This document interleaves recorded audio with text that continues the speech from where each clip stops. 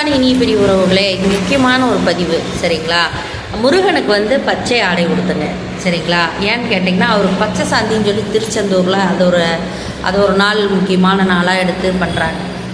முருகன் வந்து மலை சார்ந்தது, இயற்கை, குளுமி, இந்த மாதிரி ரொம்ப என்ன சொல்கிற விவசாயம்னாலும் சரி, நீங்கள் இயற்கையை காப்பாற்றுற விஷயமானாலும் சரி, அதுக்கு பச்சை.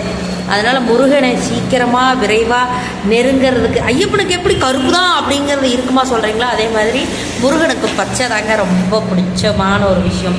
அவர் இயற்கை சார்ந்தது. அவர் பேரை சொல்லி வைக்கிற செடியாகட்டும் கொடியாகட்டும் எல்லாமே மலர்ந்து வரும். அது ஒரு விஷயத்தை புரிஞ்சுக்கிங்க. பச்சைக்கும் முருகனுக்கும் மிகப்பெரிய பந்தம் இருக்குது. சரிங்களா?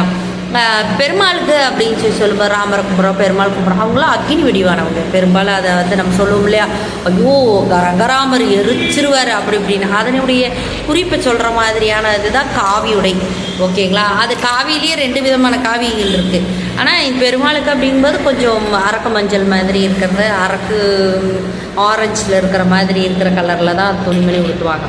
சரிங்களா? அப்புறம் ஐயப்பனுக்கு வந்து என்ன சொல்கிறது, ஆரம்பத்தில் இருந்து என்னென்னா, அவங்க அந்த விரத காலத்தை மேற்கொள்ளும் போது மற்ற வண்ண ஆடைகள் எல்லாம் உடுத்துறதை விட கருப்பும் கருநீளமும் உடுத்தும்போது அந்த சனியினுடைய கிரக பலன்களிலிருந்து கொஞ்சம் நம்மளை மாற்றிக்கிறதுக்கு, நம்மளை என்ன சொல்கிறது, சிலதெல்லாம் ரொம்ப உக்கரமாக வரக்கூடிய கெட்ட ஒரு விஷயத்த கொஞ்சம் தணிஞ்சு கொண்டு போகிறதுக்கு. அதே மாதிரி இந்த குறிப்பிட்ட ஆடை வந்து விரத காலத்தில் மற்ற ஆடைகள் உடுத்தும்போது பெண்கள்கிட்ட பேசுகிறப்போ, இந்த ஆடைகள் உடுத்தும்போது பெண்கள்கிட்ட நடந்துக்கிறதுக்கும் இன்னும் கொஞ்சம் நிறைய ஒரு மதிப்பே இருக்குது. ஏன்னா சாட்சாத் அவர் வந்து பிரம்மச்சாரி ஐயப்பர். ஓகேவா? இன்றைக்கி எல்லோரும் மேலெல்லாம் பச்சை ஊற்றிக்கிறீங்க குடும்பஸ்தர்கள்லாம், அதெல்லாம் ரொம்ப தப்புன்னு நான் நினைக்கிறேன். எப்படி அப்புறம் தாம்பத்தியத்தில் நீங்கள் ஈடு பண்ணுறீங்கன்னு தெரியல.